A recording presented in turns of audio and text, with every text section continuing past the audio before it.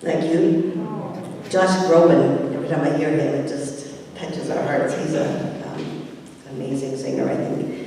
Top title today is A Million Reasons Why. See, I thought about this title, and what I know about my life, about yours, is that there are a million reasons why not to smile, why there's pain, why we feel unhappy sometimes.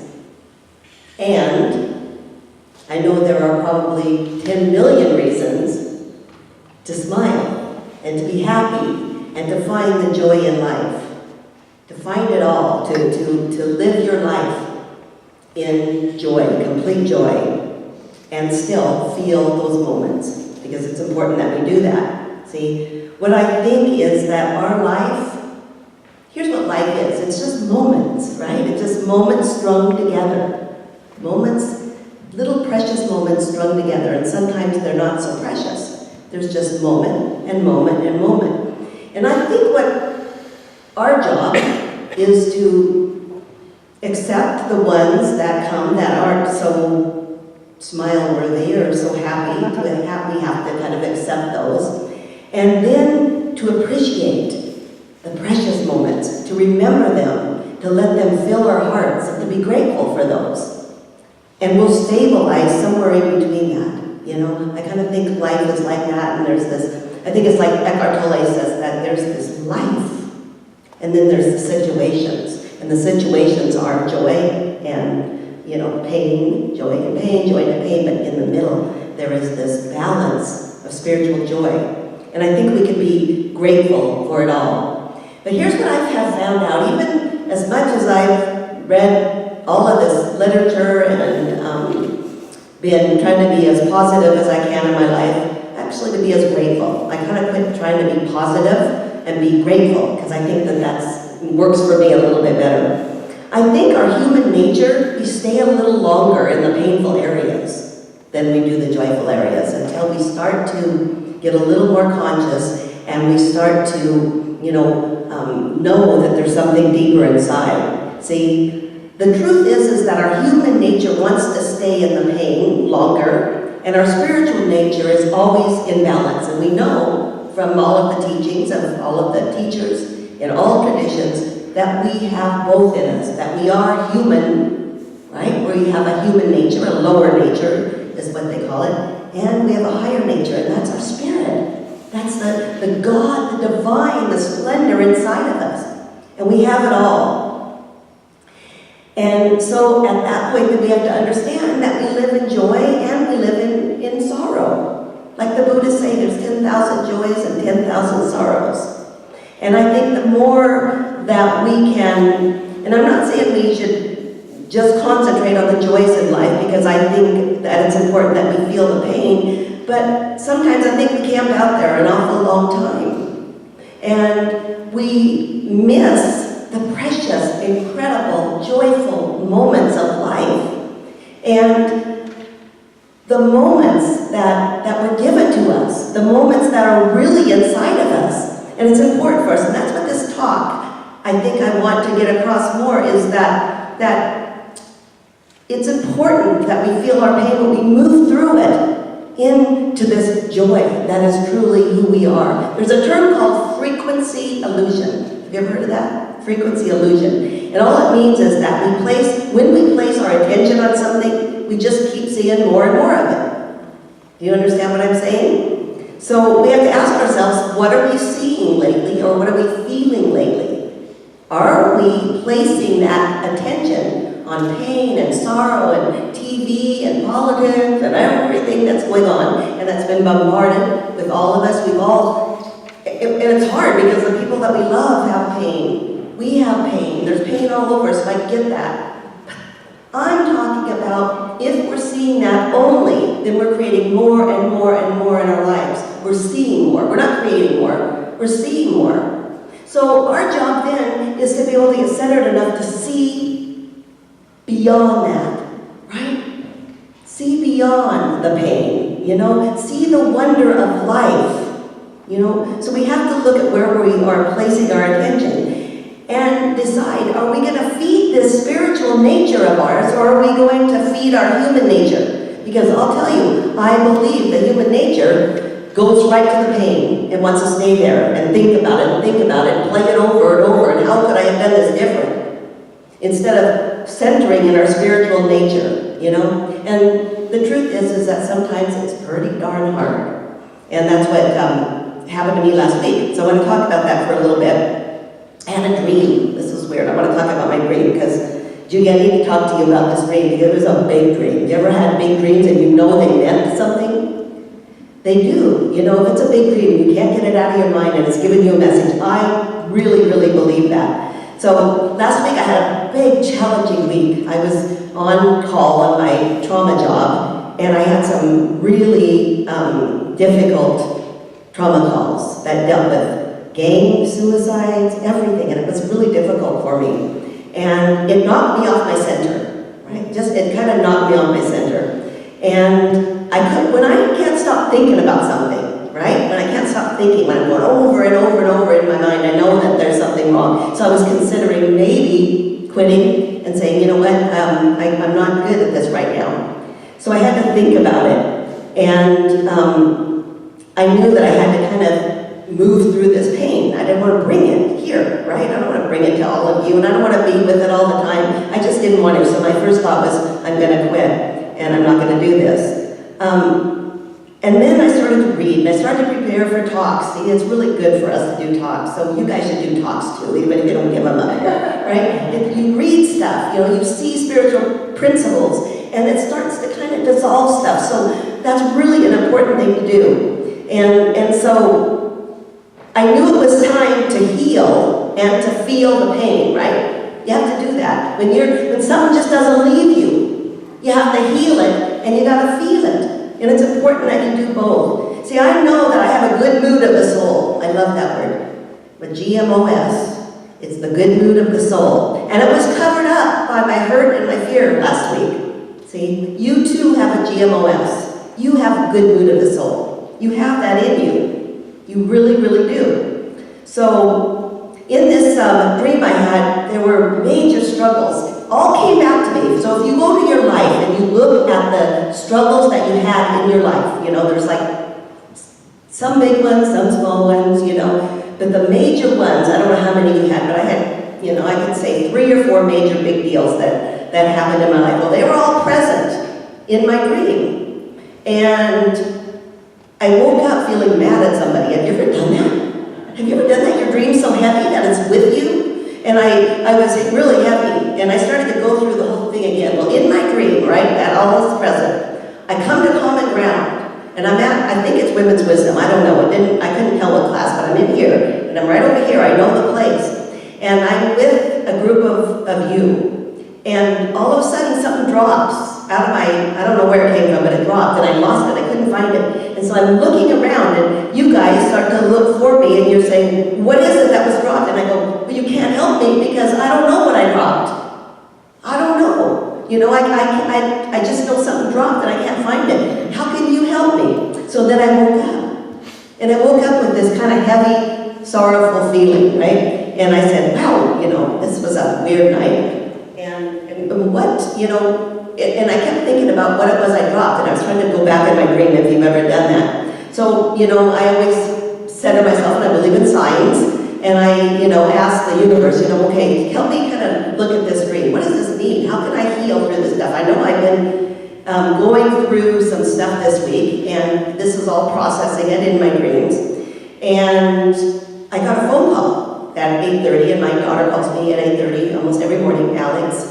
And she called me, and the first thing she said was, Mom, I'm taking Vanette, who is her mother-in-law, to the doctor as she has partial vision. She can't see because she lost part of it. She lost part of her vision. And in ends up, she had some cataract problems, right? And so we kind of talked about that. And then I got to thinking about the phone call, and went, oh my God, that's it. I had partial vision. I wasn't seeing with the eyes of the soul last week because I was so caught up in what I was doing, had to get this done, go there, be there, and I wasn't concentrating on the eyes of the soul. I wasn't concentrating on my spiritual vision. So that was my lesson, I think, is that I lost the way that I see. I lost my bigger perception. And we talk about perception here a lot, right? We focus in on the little problems. And that's what I was doing last week when I was doing my calls and stuff. I was so focused in on this suicide actually it was just devastating. And I was just thinking about her. I could relate because it was, the same ages and things of people I knew. And I just a lot of stuff. So I was focused in on that. And there was just a lot of that going on. And then I realized, that when I got this call from Alex, okay, spiritual vision, it's time for me now to drop to who I am, to not be in my human nature so much and get into my spiritual nature, to be able to do that. And so I spent a lot of time last week, after that, trying to center myself, trying to be able to find that good mood of the soul. Find that good mood of the soul. So, anyway, okay, I'm losing my place, but, It's your vision. Oh, because I dropped it, okay, that's right. Thank you. It's I have a spiritual vision. Okay, so, anyway, what I learned was that when you have spiritual vision, and all of us have the good mood of the soul, we all have the spiritual vision, right? We all have it. And we lose it when we are so tied up in the sorrows of life. Especially when they come like this, right? That's the deal. When you have one, you can kind of get through it a little bit. And when you start to have some big stuff, then it's like, instead of the joys and sorrows of life, they're all sorrows. And you have to be careful. That's that frequency illusion I was talking about. You have to start looking for the good.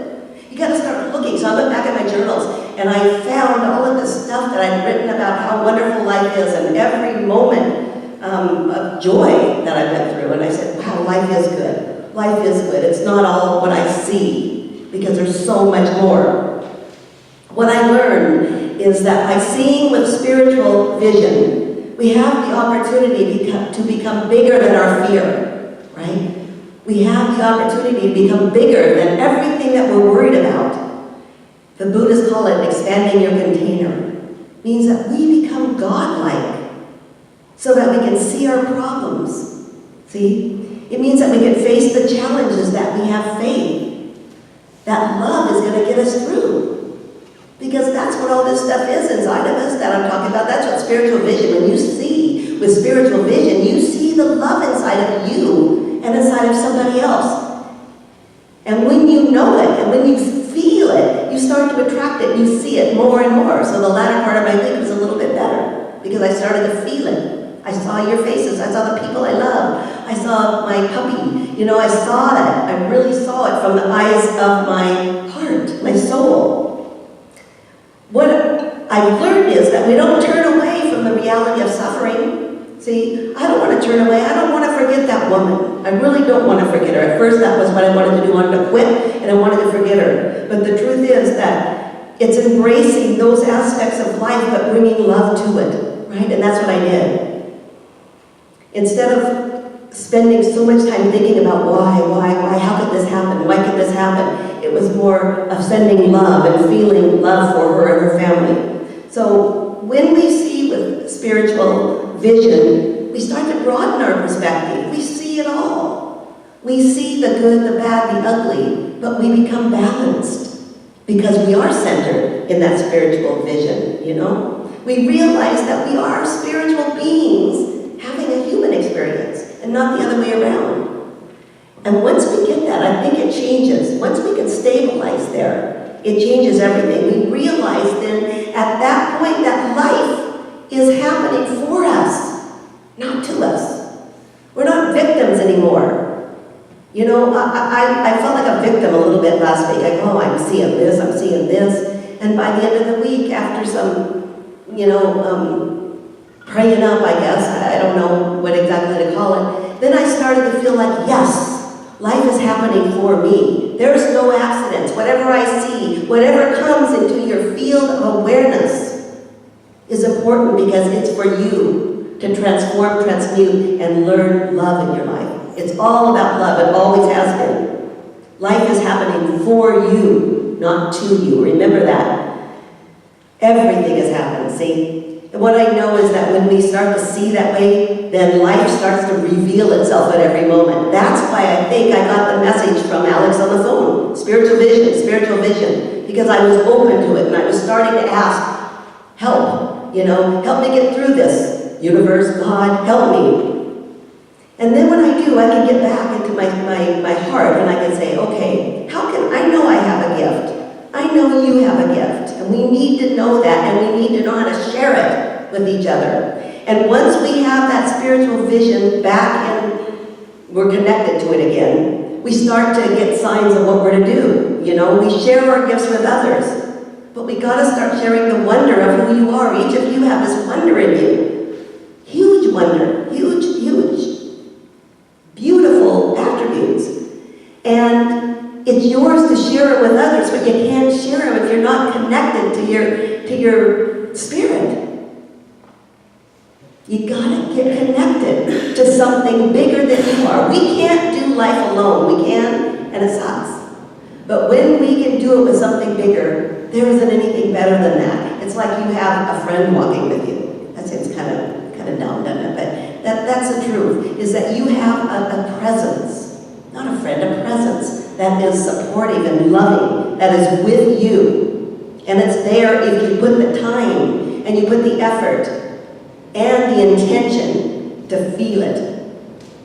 To feel it. Because it's important that you feel it when we talk to each other.